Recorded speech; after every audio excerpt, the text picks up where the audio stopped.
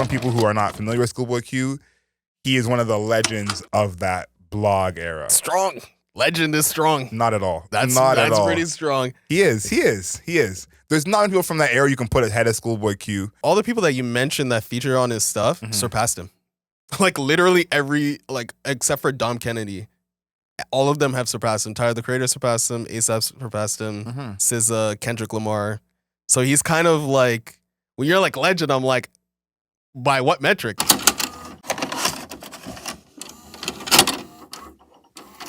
Good afternoon, beautiful people. This is another episode of Album Mode. We review a new album every single week. We look at the lyrics, the production, the overall aesthetic of the album, and how that album fits into the context of that artist's career.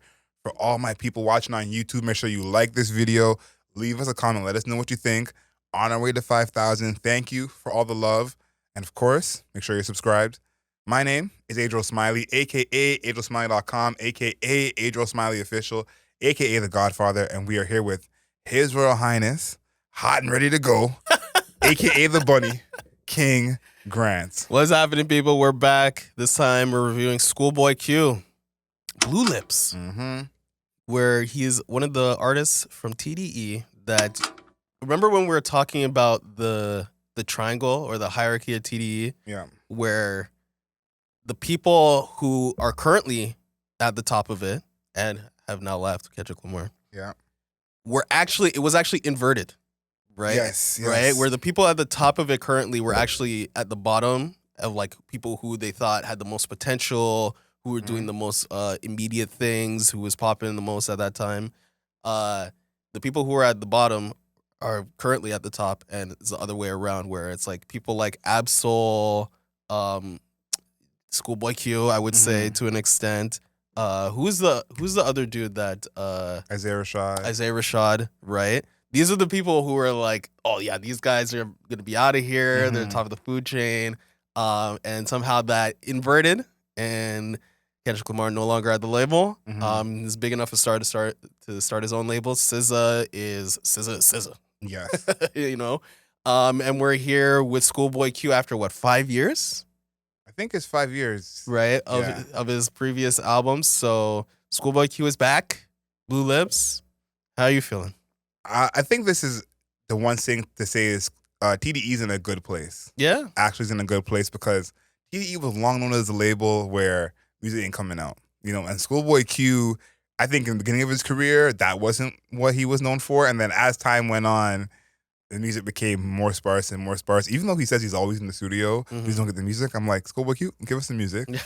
But he was kind of the last person from TDE left to drop out of the bigger artists. You know, we're still waiting on Sir. I think Sir is gonna, kind of round this out when he drops this year. But, we got music from Reason. We got music from J-Rock. We got music from Isaiah Rashad. Even Absol put an album out. Yep. SZA has a new single. So TDE is now the label where music is dropped almost frequently, it seems like. Yeah. What a time to be alive.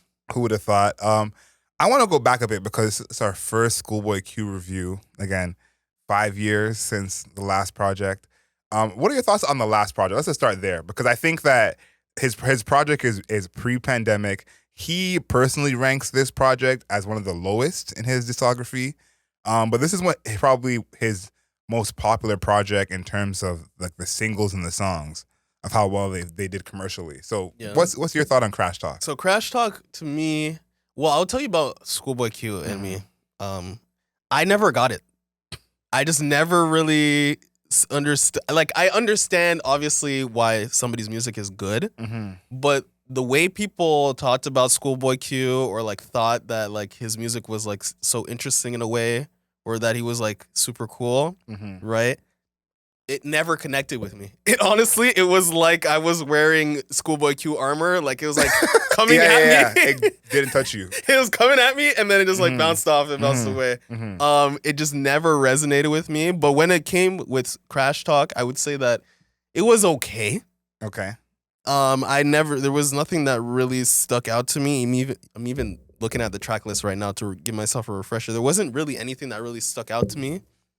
Schoolboy Q, he's okay. In my eyes, he's okay. Wow. Okay. How did you feel about Crash Talk, at least?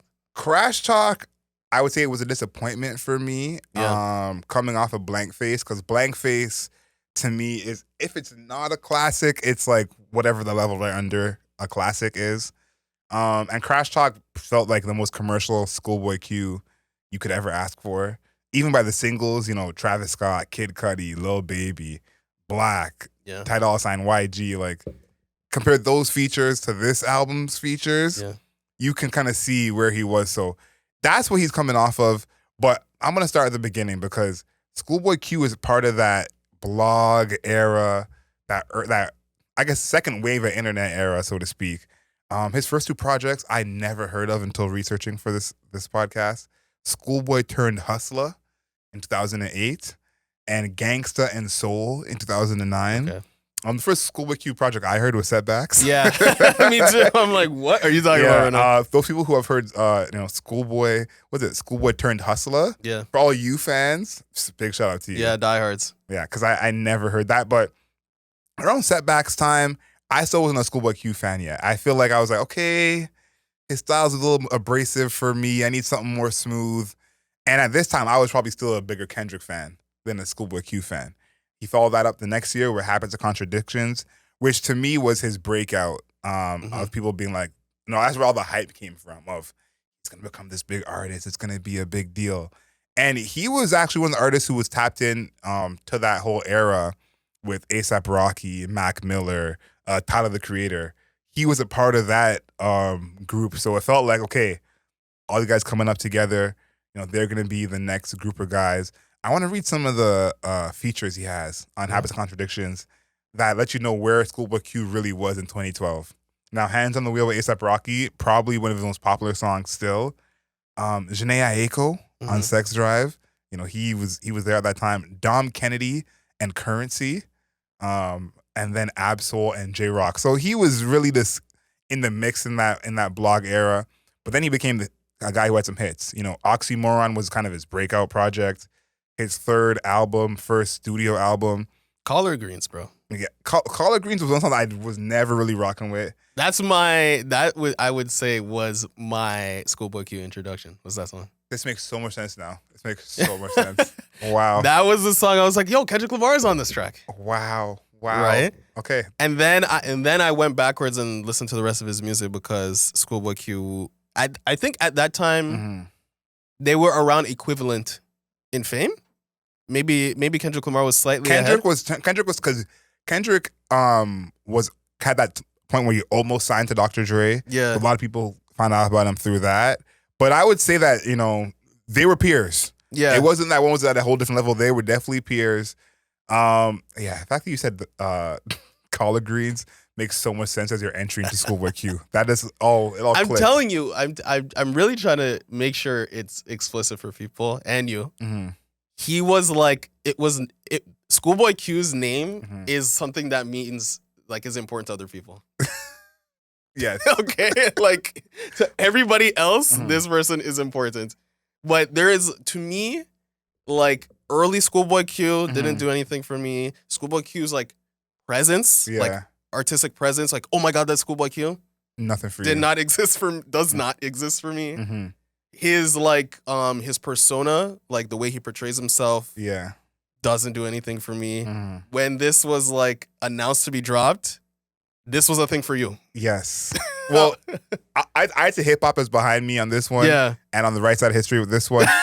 But I'll say this: I think that I'm happy we got here because that was what I was trying to show of, you know, between Habits, Contradictions, and Oxymoron. That was kind of like the split of Schoolboy Q fans almost at the beginning of his career. Because Hands on the Wheel was usually most people's entry. That was the one that was playing at house parties. That was an A$AP just put out his first tape. Right. So that was a song that where everyone was like, okay, we're in on Schoolboy Q. This energy with him and A$AP, this is what we want. You know, so the group that heard of him at Collard Greens time, that was a different Schoolboy at that time. You know, and you see it on the album with songs like Studio, The Purge with Tyler, the Creator, Hell of a Night, you know, His and Her Friend with SZA. So Schoolboy Q, that was where the transition came in his career. But, you know, I wanted to go back because he's someone who I think this new generation almost is not aware of. You know, I think depending on how old you are and how in tune you were, in the early 2010s of hip hop, Schoolboy Q is just a guy to you, you know? Yeah. And I think that he is one of those artists where there is almost that generational divide, unlike someone like a Cardi or Uzi, where Uzi had a lot of young fans when Uzi was coming up and somehow still has a lot of young fans, you know? I think Schoolboy Q fans are probably mostly older fans. I don't know how many fans he's gained over this time. So True.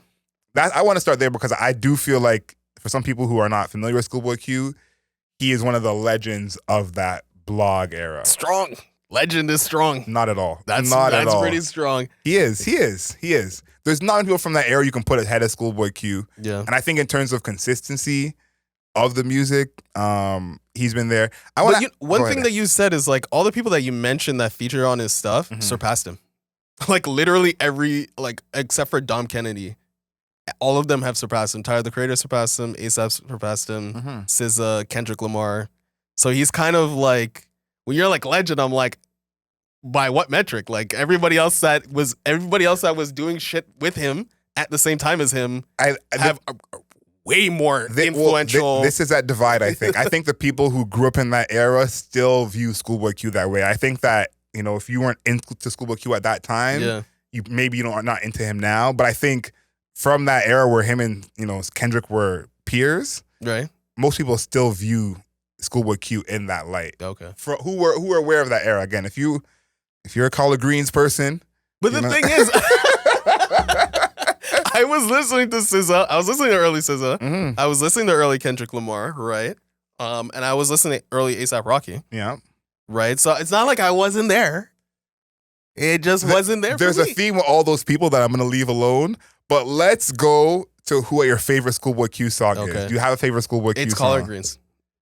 Because I think that's the only song that really personally has resonated with me. All of his other songs have not really resonated. It's like we're the same age, but in this review, you're definitely 5 years younger. Like in this review particularly, it's as if you weren't there. Yeah, I think I'm culturally younger than you. Yeah, no, I think so for sure. Because calling Schoolboy Q a legend of that time isn't a stretch. I have another thing I'm going to say later that you're going to call a huge stretch because Schoolboy Q is a legend of that time is non-negotiable. You know, I think to a lot of people, Schoolboy Q is still number 2 in TDE. I think, you know, for someone from your place, that might be different. Yeah. As from the rappers, SZA is, you know. Okay, yeah, like SZA and Sir are over here. We're going to respect them. But of the rappers, a lot of people still consider Schoolboy Q the top of that list outside of Kendrick. So, well, Kendrick's gone now, so maybe he is the top. So maybe he is at the top. For me, my favorite Schoolboy Q song, and there's a lot to choose from, but it's Groovy Tony with him and Jadakiss. Shout out to No Skips. They have the Groovy Tony Award on every review they do, and that's for the best feature because if everyone knows that song, Schoolboy Q comes in crazy, but Jadakiss on that song is like the definition of a fire feature. Yeah. So that's the one for me, Groovy Tony from Blankface. But let's talk about this project. Okay, we're done with the past when he wasn't your guy and the present when he's still not your guy. But I think production is, to me, the real highlight of this project. Me too. And he said this on an interview where he's like, I was listening and kind of paying attention to music over the past 3 or 4 years. He was saying he's been in the studio this whole time. And he's kind of taking stock of what's happening in music.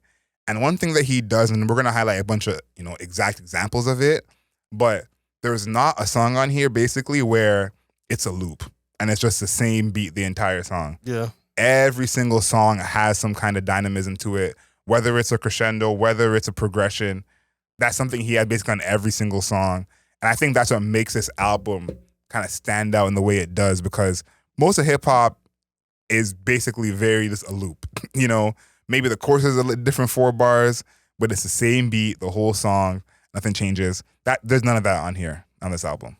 Yeah, I think that's probably the best part, actually, about the production is that there is a constant, like, evolution to what's happening. You know, even at the very beginning, I think it was like in pop, right, with Rico Nasty. Shout out to Rico Nasty. Yeah.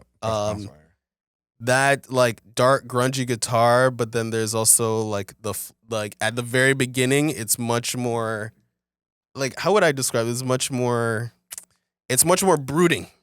I was gonna say it's like a march. Yeah, it's a little bit more brooding, but then about like a minute into it, it gets like I would say like grunge influenced, really dark, muddy. Off kilter is probably. It kind of feels like you're I don't know, like if you're watching like a 2000s TV show, Yes. and like the bad guy is coming through or something like that. That's what the music. Yes. Oh my God. I'm trying to think of a show, but you're right. This is. So that's what it sounds like, which is good because it's definitely. I think one of the strengths in Schoolboy Q's music is like there is definitely an aesthetic. Yes. Right? Yes. There's definitely this aesthetic that is applied to his music, and I think that pop is like the second song. Yeah. So it's already establishing we're back in the Schoolboy Q grunge, wavy, dark, muddy zone.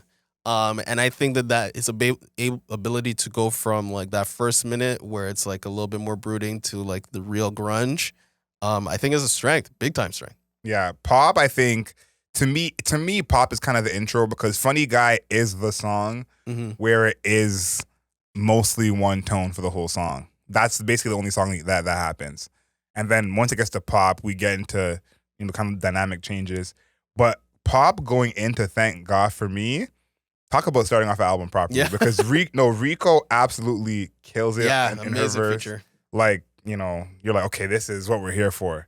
And then right into "Thank God for Me," which again doubles down on what I'm saying of starts one way, then you get into that Schoolboy Q entry where he's like, he's like almost yelling, but as he's doing his Schoolboy Q voice of rapping. Yeah. On "Thank God for Me," those two back to back, I think, made me realize right away, it's like, okay, this is not going to be all one tone. Because I think that there is that kind of high energy Schoolboy Q that people like "Man of the Year" when that came out was a lot of people's favorite song. Oh, yeah. You know what's interesting that you said that? And now that you're mentioning like his more like angry voice, I think what I'm noticing now with Schoolboy Q is like that angry thing was kind of like pre-rage. Yeah, in a sense. It's kind of like pre-rage. When I say rage, we're talking about Playboi Carti, Yeet, Late Stage Future, right? Where that anger and like that ability to like, really drive the emotion, I feel like is pre-rage in a sense where it's like that exists here, but I'm like, there is heavier versions. I can't believe I'm saying heavy for hip hop, but there's heavier versions of what he's currently doing that exists outside of him now. So it's interesting to hear like that anger on this, where it's like, okay, this is not as heavy as it could have been, or how people have developed it into being. But it sounds good here. I still think it sounds good. I think that's kind of a production choice that I realize makes this album different from his past albums, because that almost even rapping style is actually more similar to the middle of hip hop. But the production is so different. Like, you talked about the guitar; those are real guitars. Yeah, real instruments. Wow. And I think that's the difference. Is the production style doesn't match that same production style that's super 808 heavy, super muddy. He said, even though vocally he's doing that, production wise he stayed away from that completely. So "Thank God for Me" is one of the standouts that I think is like another example, because "Thank God for Me" is technically one of the singles, or I guess not the singles, but one of people's favorite songs. Right. Since the albums came out. That was a skip for me, but okay. And you need help. You need help. But "Thank God for Me," how it starts is so slow and almost like an interlude. Yeah. "Thank God for Me"? Yeah. Okay. It's almost like at the beginning? Yeah. It's almost like an interlude how it starts. And then when it gets a lot of his songs are like that though. Blueslides is like that? Blueslides is no drums. Right. And I just talk about Blueslides because I have that in my notes here of like, to make a song like Blueslides basically no drums that, is quote unquote doing numbers. People love that song. And it's not no drums in the Brent Faiyaz kind of way where there's all this, rhythm and bass still around. Like, this is a real keys. Like, at the beginning, it sounded like it was going to be a Drake song. Yeah. But you're like, okay, must be a Drake song. You always come in, okay, Schoolboy on your Drake shit. Yeah. It didn't turn out to be that at all. And it stayed just the keys, which not even Drake does all the time. Yeah, it's really interesting because like this is basically a blue jazz song. Yeah, 100%. Right? It's a blue jazz song, and his rap came from jazz music. So it's not out of place at all. And it is like, I did know that down. It's like, oh, this is kind of like Drake when Drake does lounge. Yes. Drake usually does lounge. Drake. Yeah, lounge versions of himself, right? So blue jazz and lounge are, I would say, cousins musically. Yes.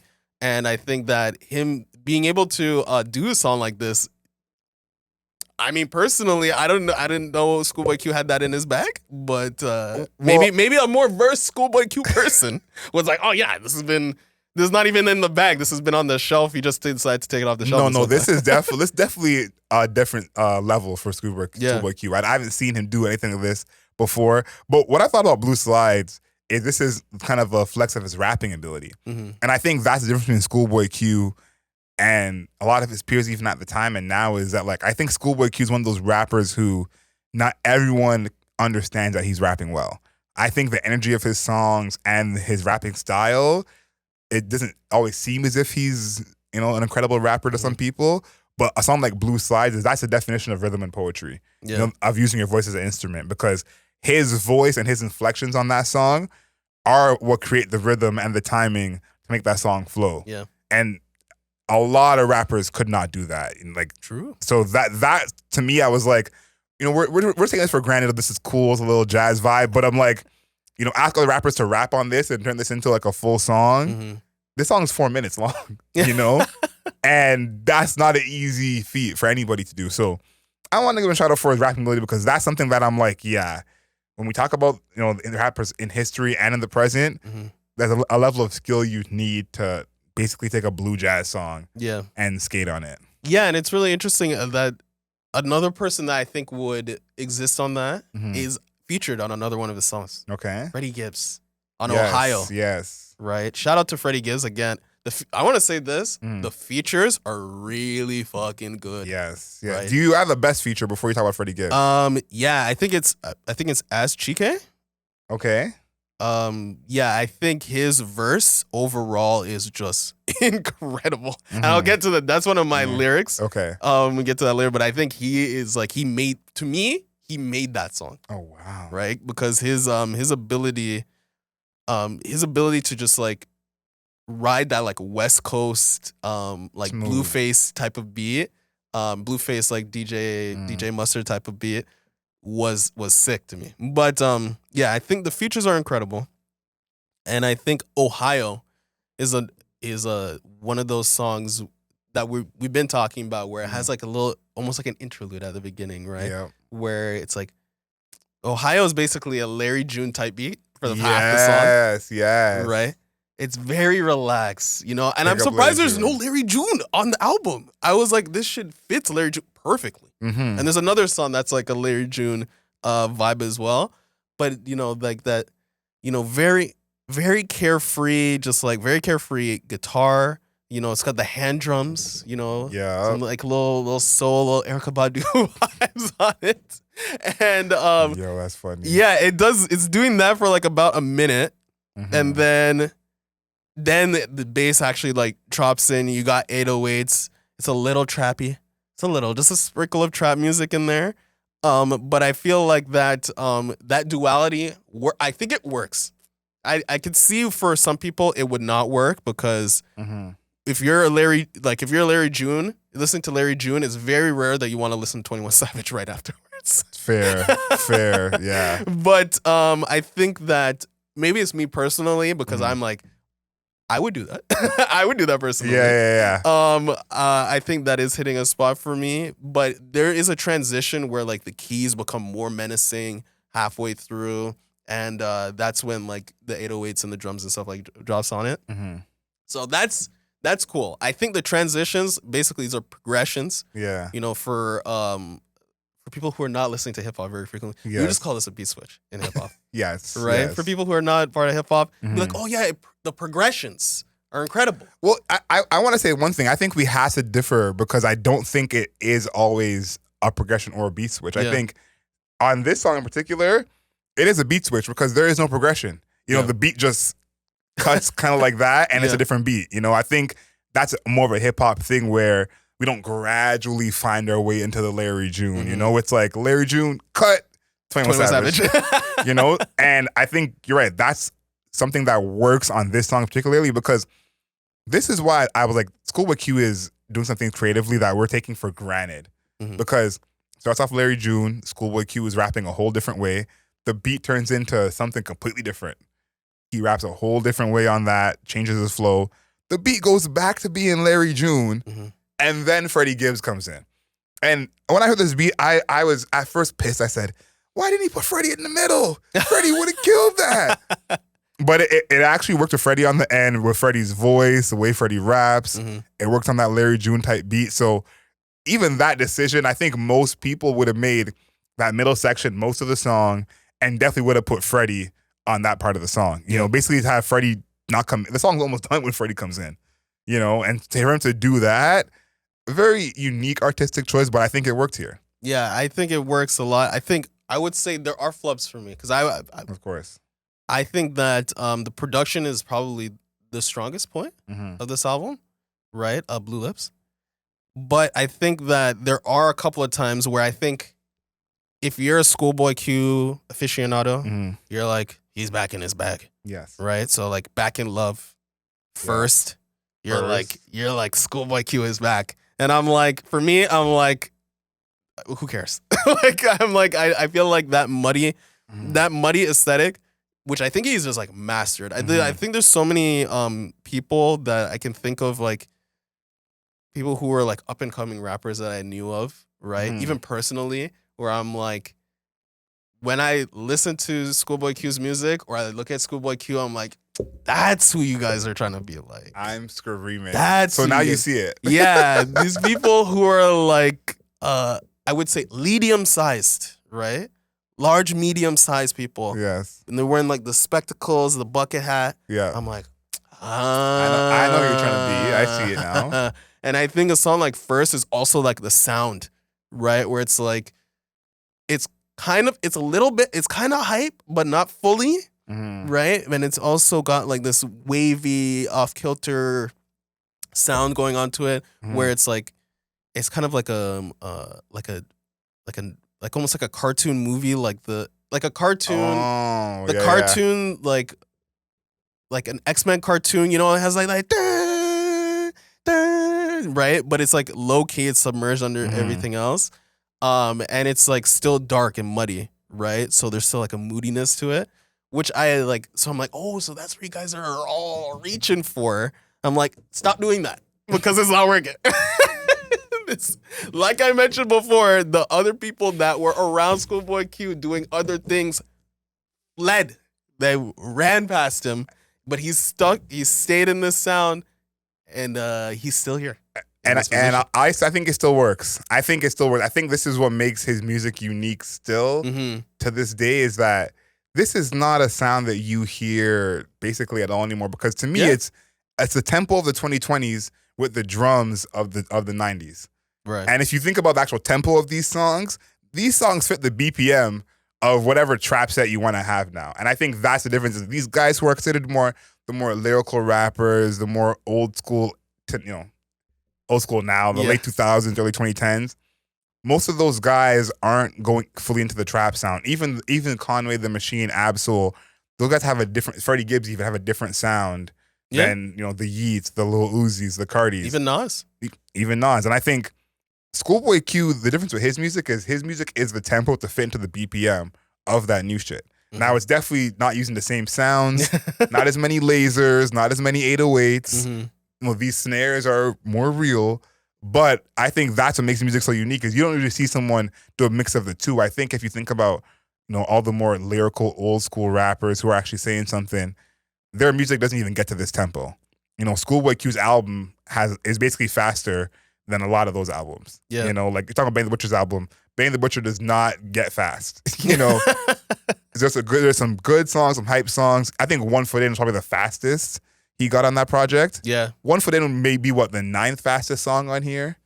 You know what I mean? So I think it's for it to still be unique, and I think he's gotten better at it. I think the production has gotten better as he's gone along, to master that mix, but I can't think of someone else who has that mix of the BPM fits the new school, but it's the old school kind of drums.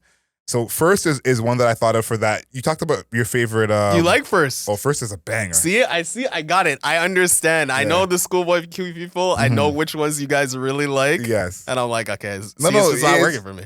But knowing you as a person, like if I had to seen you through a screen, I'd be like, what? I don't get it. if you knew Demar as a person, it makes a little more sense. It makes a little more sense. Like, you know, there's a song like, was it Foo? Is it Foo or Faux? F-O-U-X? Oh, yeah. That, I'm like, oh, yo, this song slaps. Like, they got like that drum and bass action happening, but it's also got like the woo, like it's almost like spooky. Yes.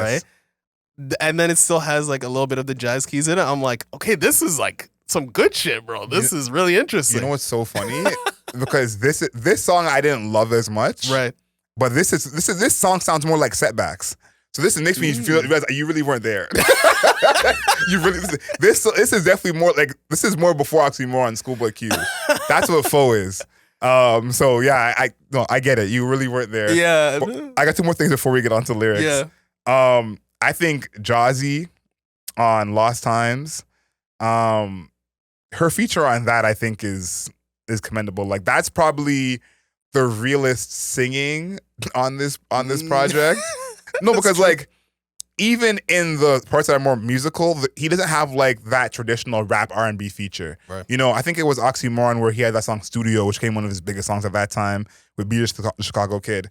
He doesn't have that's in the past. And I think Lost Times with Jazzy is the closest to that, but I think she absolutely kills it. So I wanted to give her a shout out on that. Yeah. And then Back in Love, I think Back in Love was just a cool song because he's literally just saying he's back in love with, you know, this shit and like putting music out, making music.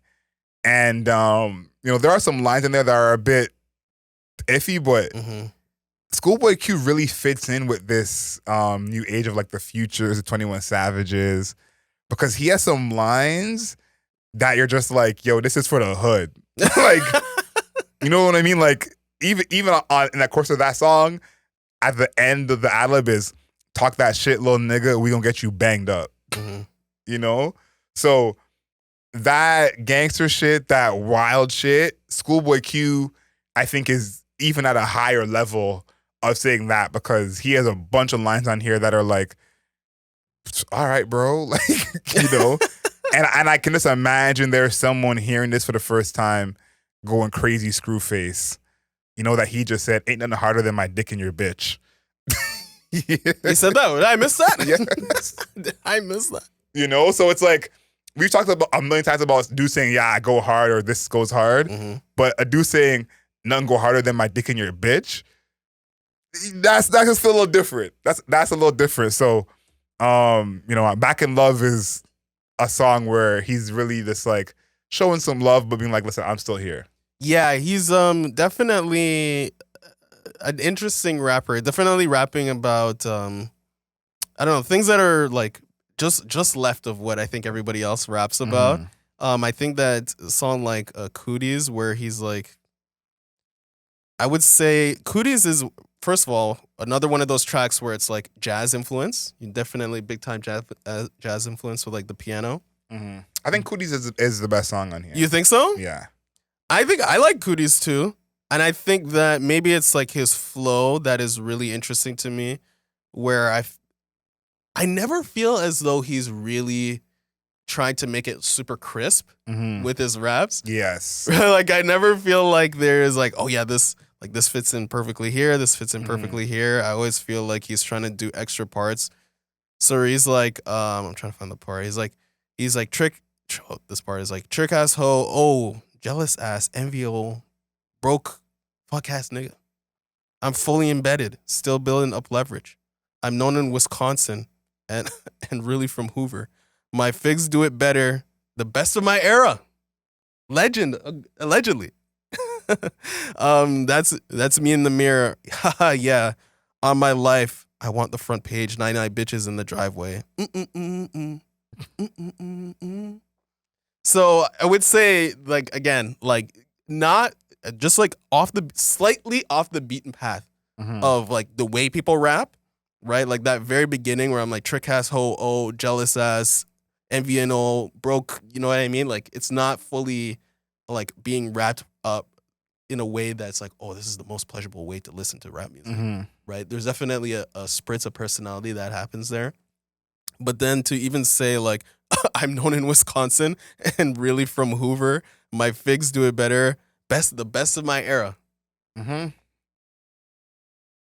By what metric, people? I just need to know real quick. Somebody needs to explain that to me. I don't think he's the best of the era, but he's not crazy in saying that. Like, yeah, you know, obviously every rapper is gonna be like, I'm the best ever. No, but he's not the big three, but I think he's in that class right behind the big three, and he can hang with anybody in that class right behind the big three. He's not in the MVP conversation, but he definitely making All NBA. So he's making All NBA. Yeah, I would say he's maybe an All-Star, not even All NBA from that era. I guess from that era, and I think when you say best in the era, I'm like, okay, cool, but the biggest problem is like his era. Those people still exist, and they still are doing crazier shit. I think the space you see between those people is different than I see it, because I think that those people, put out music way more often than he did, and were more visible. Like basically after Oxymoron, we didn't see this nigga. We got music, but we didn't see this nigga at all. Maybe if he's on tour, like I saw him at the TDE tour in 2019, but other than that, you don't see him. So I think in terms of fame, they have definitely surpassed him, but in terms of like quality of music, I think he can still hang with his peers. Okay. So I think that's where I'm like, yeah, for sure. A$AP Rocky way more famous than Schoolboy Q, for sure. Tyler, the Creator? Tyler, the Creator, way more famous than Schoolboy Q. SZA as Kendrick well. Lamar? But I think in terms of quality of music, especially quality of rapping, it's not like these guys surpass him in that sense. So I think that's more what I see when I'm saying like he could still hang is, the quality of the music is still there. That part works for me. I'm not trying to shit on that part. I'm just like always when he's like best of my era, I'm like, But I think that part with the like, those extra flares and stuff like that, I think it works because I think it also is like most other rappers would not attempt that, right? Because they're usually trying to stay in the box. He's right. Yeah, he's trying to poke holes in the box in every which way. I admire stuff like that. So it still works for me. I wanted to point it out. He's such a unique I've been trying to figure out what his rapping style is a combination of. It's like you see a player and you're like, whose game is that? People call Luka a mix of LeBron and Larry Bird, something like that. And to me, he's very much that old offbeat rapper, like a E42 short. He has a lot of that in him. But as well, he has like a Ghostface Jadakiss where his voice just dominates the entire song. And like, it's almost like he's running the beat down. Like, how people are saying in the pocket, like he's chasing down the beat like a bully chasing down someone in the recess. And that's how his rapping style of like, no, like I'm going to get to you first type of deal. So very, very unique. We don't really see that style as much anymore. I wanted to talk about First, which is an absolute banger. Okay, allegedly. No, we can confirm. First is a banger. And the chorus on First. And this is one of those where this is what Schoolboy Q did in the beginning of his career, which I didn't care for as much. But I grew my appetite for this kind of rapping. Not through him. I would say Future was the person who helped me get more an appetite for this kind of rapping where it's just outlandish statements, everything that comes out of your mouth. But on First, the chorus is, I was the first one fucking that bitch. I was the first one hitting that shit. I was the first one loving that shit. I'll fuck that shit. I'll fuck that bitch. I'll fuck that bitch. Fuck that bitch. I was the first one fucking that bitch. I was the first one hitting that shit. She was the first one sucking my dick. First and foremost, saying you were the first one fucking that bitch is crazy. That's the crazy part too? I don't care. No, that's crazy. I don't care who you are or who you're talking about. That's nuts. Imagine me saying that to you, no matter the context. No matter any context, I go, I was the first one fucking that bitch. That's a crazy sentence. But there's someone who literally said, me too, nigga. Me too. And that's who this song is for. Also, Schoolboy Q, you're like an adult. Like you're a full-grown adult. I feel like that's a weird flex. But this is a song where I'm like, this is one LA shit because everyone knows how they get down in LA. But this is rapper shit because that's true. I'm sure some girl he fornicated with long ago is dating X and Y rapper now who wasn't even popping when he was popping. Right. So this seems like some rapper shit of like, yo, y'all all following Shorty now. I was the first one fucking that bitch. Right. Like, so this is just another example of like Schoolboy Q, I think, probably ranks some of the highest of any rapper of like the most topics he's gonna cover while still having the persona of like, if you know Schoolboy Q's story, he's still a gangster dude playing football with a gun in his pants. Like, but he doesn't hold that persona as close to his chest as someone like 21 Savage, you know. But I think that he still has kind of that respect of like, nah, like he really used to get down. He really used to live that life. But his raps are not all, you know, shooter op, killer this, killer that. You know, there's some of that in there, but it's definitely more that. So out of the dudes who have that respect of like, they really did that, they really lived that, he's probably one of the main dudes who doesn't rely on talking about that as much. There's definitely some, you know, parts where it feels like generic rapper shit or generic rap, you know, topics of like, yeah, I fuck more women than you type of deal. But I do think that's something to highlight because he definitely doesn't talk about it as much as I feel like he could. Okay. Yeah, I think that's true. I think that there's, like I said, he's out of just left of like the mainstream when it comes to like his raps, which I appreciate. And I think that what you highlighted that verse or that was the chorus actually. Yeah. I think that the crazy thing to me was like the fact that he repeated "fucking that bitch" like 5 times. Fucking that bitch. Fucking that bitch. Right. So, to me, I was like, okay, I get it. I'm like, I want him to name names at this point. Like, so to me, that was the part that was like a highlight to me. Is like, okay, wow, yeah, he really did that. So I think that yeah, I still like Schoolboy Q's rapping in that sense. I do think that for most other tracks, it is kind of like regular, you know, regular rap shit. I feel like he's not, when it comes, there's very few times where I'm like, he wowed me with what he said. We did highlight the things where he wowed me, but I was like, that's kind of it. You know, like I'm not, there wasn't really anything that was like, oh wow, you really going in, really said that part or something like that, except for the parts that we highlighted, right? But I do think the features are going crazy. I think that on Movie, right? I think that this whole verse in the feature where AZ Chike. Yes. New project dropping Friday, allegedly. Shout out to our producer helping us out, doing the great producer work.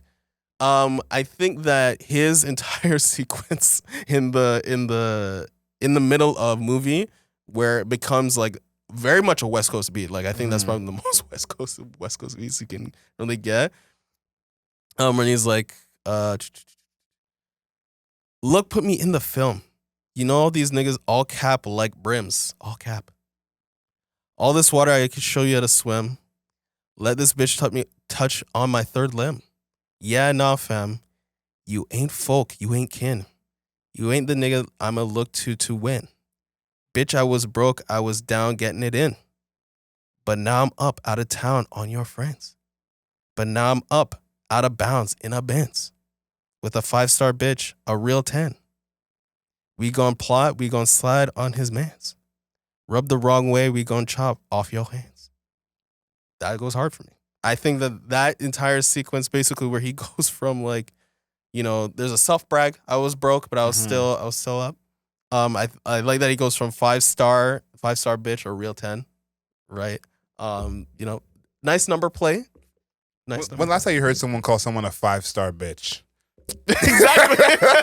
That's exactly what I'm talking about. Last time you heard that. That's exactly what I'm talking about. So the last time, I can't even remember. Maybe Drake. No, Drake. Maybe Drake. Drake is the type of dude to say something like that, but I don't think he's. Ludacris is who comes to mind when I think of someone calling someone a 5-star chick. Right. So yeah, and then we're gonna rub the wrong way. We're gonna chop off your hands. I love that. I mean, I don't love that, but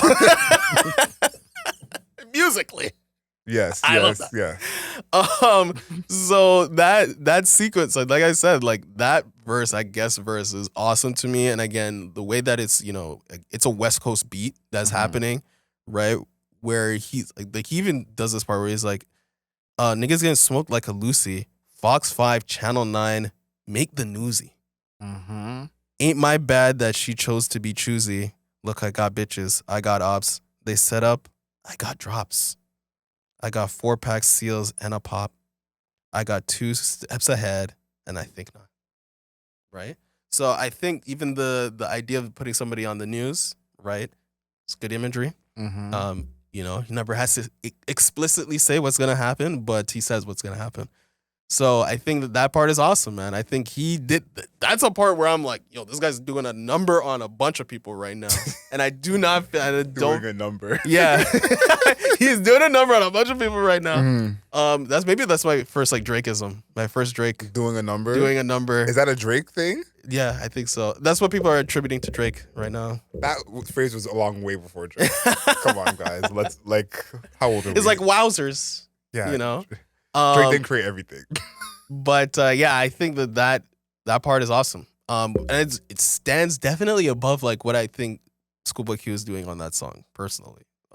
I think I do think his verse kind of makes the song. Also, his verse is longer than Schoolboy's, but I do think his verse makes the song. But I love that song. I have this. I have no more lyrics. He has a bunch of one-liners on here, but Yeah. I think the overall theme that I like lyrically with Schoolboy Q is that, you know, it's been 5 years. We've seen him play golf. We've seen him with his daughter, Yeah. and he hasn't softened up on us. You know, he's still pulling up on everyone. It sounds like. Right. So that's what I take away from the lyrics as a whole. Mm-hmm. You want to talk about the project as a whole and kind of, you know. I want to say one more thing for Rico Nasty on Yes. Pop. I want to make sure I'm giving it's Women's Month, okay? I got to make sure I'm giving the women their shine. Yes, okay? of course. But seriously, Rico Nasty was made for a beat like this. Mm-hmm. Like her aggravated voice is probably the best way to describe it, is just like it fits in this like off kilter, that like guitar, the electro guitar, how it's muddy but also wavy at the same time. Her yelling, you know, it's like dime piece, faux piece, cop that bad bitch, can't speak. She can't help it. Nigga pop, nigga pop, nigga pop, right? I think that part, because of her voice, again, like, I want to say aggravated is probably the best way to describe her voice, where it's like it's like a shout, but like a growl, but also kind of a scream at the same time. That repeated lyrics is really, really like drilling into the rest of the song in a way that Schoolboy Q basically creates the atmosphere, and like she's like the trees inside of the forest, right? So I think that part is sick. That part is sick too. And again, the Freddie Gibbs part we highlighted earlier was awesome as well. So I think for me, it's the features. I love the features. I love the features too. I have no problem with that. I love the features too. I think, you know, again, he did a good job setting that atmosphere. And I think on the features, basically every feature on here, he's not using it in a basic way. You know, I think he's using every single person on here to the best of their abilities. Something that a lot of the guys from that era are really good at, gotta say. Like I say, are really good at. Yeah. As a whole, in terms of the theme of this project and the cohesiveness, I think it's pretty high. I think even though there's so much going on in these beats and they're not all the same, there does feel like there's a theme production-wise of like the kind of beats, you know, he likes. The way he likes his beat switches to go, the way he likes to do his intros, the way he likes to do his outros. So I think that they do a good job on this. I think the production to me is the best part of this project. I think that the production on here is something that is really refreshing in hip hop.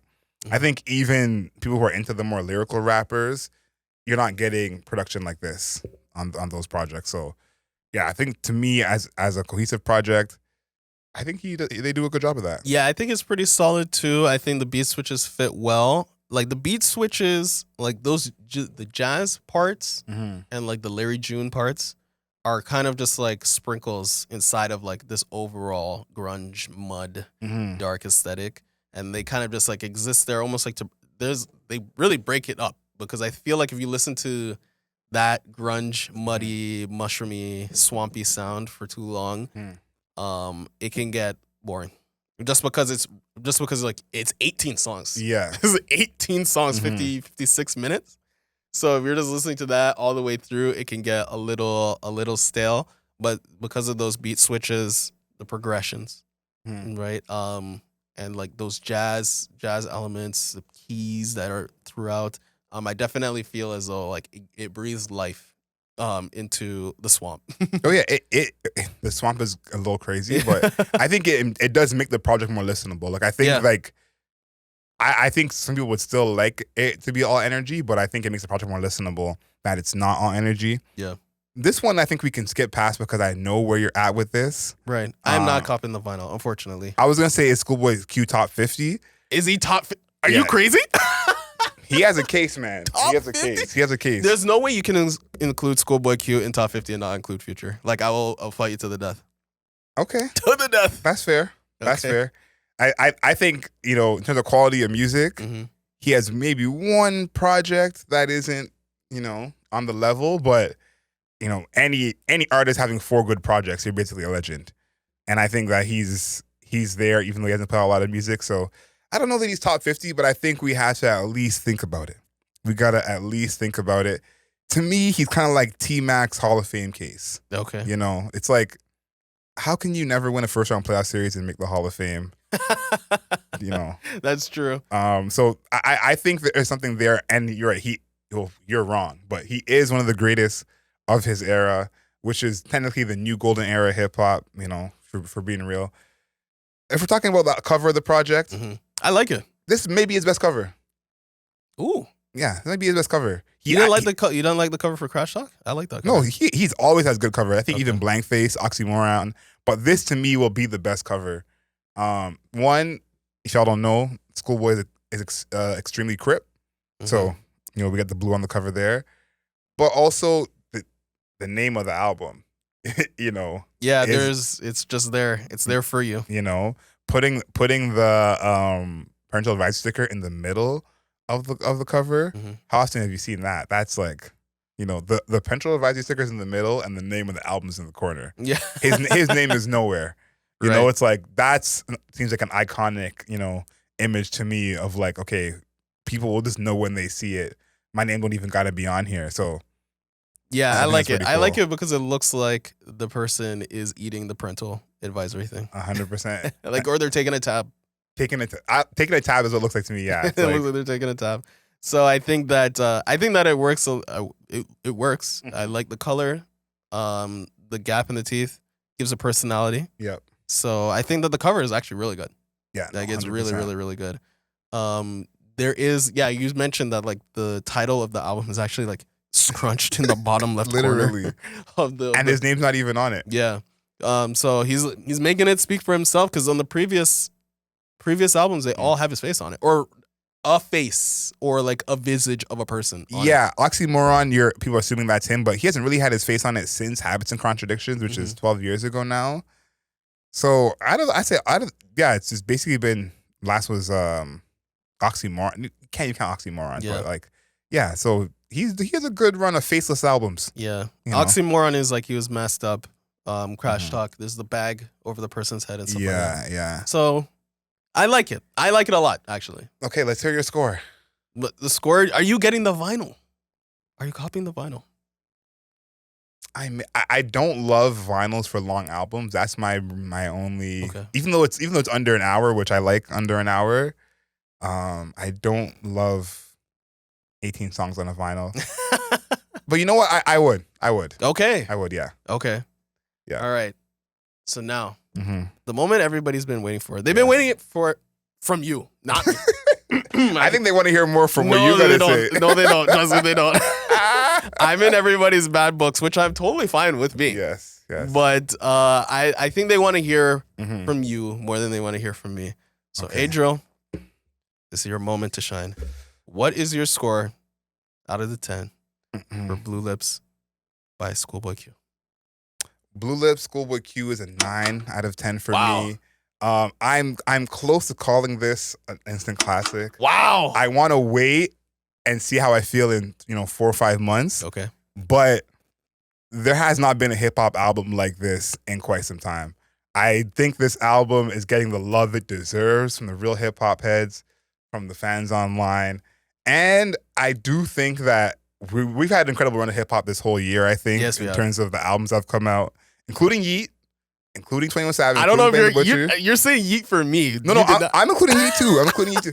No matter the style, they've all been good projects. The worst project technically to me is the Kanye album, Yeah. which I still think there's some good stuff on there. So we've had a good run of hip hop over this first bit of the year, but to me, this is the hip hop album of the year so far. A clear 9 out of 10. The only thing I would say that doesn't make it a 10 out of 10 is that I don't have that, Hell of a Night, Man of the Year. That's like Collard greens. Hell of a Night, Man of the Year. That's like, okay, I gotta play this, send this to everybody. And this is more the album, like, listen to it in full. I might send someone a couple of songs, but it's better in full. So for me, this is a 9 out of 10. I really like this album a lot. Okay. So for me, Schoolboy Q, Blue Lips, right? Everybody in the studio is holding their breath because they know. I'm giving it a 7 out of 10. I think this is good. I think it's Chris. I think it's good, right? I think it's good. I think the production is the best part. I think that the jazz keys, awesome. I think that the Larry June-ness and his ability to oscillate between that like more light, like just like light and sunny feeling versus the dark, grungy, swampy feeling that is, I would say, his home. Yeah. Is working. I think that when it's just those songs is when it becomes like a flub for me. So like the songs that everybody is going to love because they're huge Schoolboy Q fans, those are not working for me. Okay. Thank God for Me, not working for me. First, not working for me. Insane. Back in Love, I'm sorry.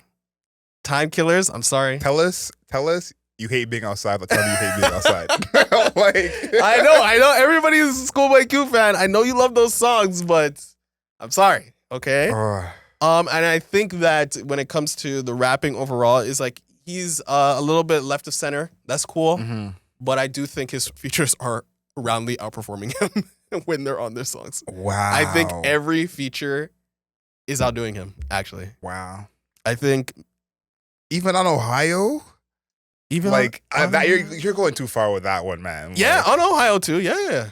I think Freddie Gibbs is outdoing. Yeah, I think all of his, maybe him and Absol are like even. Wow. But I think everybody else, maybe Devin Malik not so much, but wow. Yeah, it's very interesting. I think Schoolboy Q is one of those artists that definitely has split parts of hip hop in a sense. No, he is for sure, because he has done well, done good numbers, sold good, but you never see him getting to that next level of everything he puts out is gonna sell out. And he hasn't toured in that big way on his own, so there's that as well. But I'm gonna give us a little story here before we wrap up. Okay. I saw TDE, like I said, at the TDE tour, championship tour in 2019. It's 2018, one of those. And SZA didn't come because she had her throat problems. Pause. But we had Schoolboy Q, J-Rock, Ab-Soul, and Kendrick. And if this had been 10 years ago, Schoolboy Q would have been the biggest cheer by far. Yeah. And in that time, someone who's really grown is J-Rock. And J-Rock got a lot of love. Obviously, a lot more songs people knew from J-Rock than they would have 10 years ago. Schoolboy Q, this is, before any of this project. He basically is doing some Crash Talk stuff. People were really yelling as if Schoolboy Q needed to hear them personally. And maybe it's his style of rapping, but I think what I saw from that was he brings out an energy in the rap fan that is very much an old rap energy. Like if you go to a Ghostface show, you're yelling there's no lyrics that you're just rapping smoothly. All the lyrics are being projected to the stage. And that's what I saw when Schoolboy Q came on stage. And I think there are people who still want that energy, are people who still like him. So I'm excited to see what y'all think. Please on YouTube, let us know. And let us know, what kind of Schoolboy Q fan you are. I want to know what kind of Q fans there are. Yeah, when did you tap in? Yeah, if the answer is collard greens, I'm not going to judge you. I love you all the same, okay? I love you all the same. But for all my day one, I can't even say day one because I didn't hear Schoolboy turned Hustler or whatever the album's called. But you're day two. Day two, okay. Yeah. Okay. I want to hear what you guys think. Of course, follow us on the interwebs, on Twitter at Album Mode Pod, on Instagram at Album Mode Pod, on TikTok at Album Mode Pod, of course, on YouTube at Album Mode. Leave us a rating and a review. 5 stars, not a single star less. And until next time, know yourself, know your worth. Later days.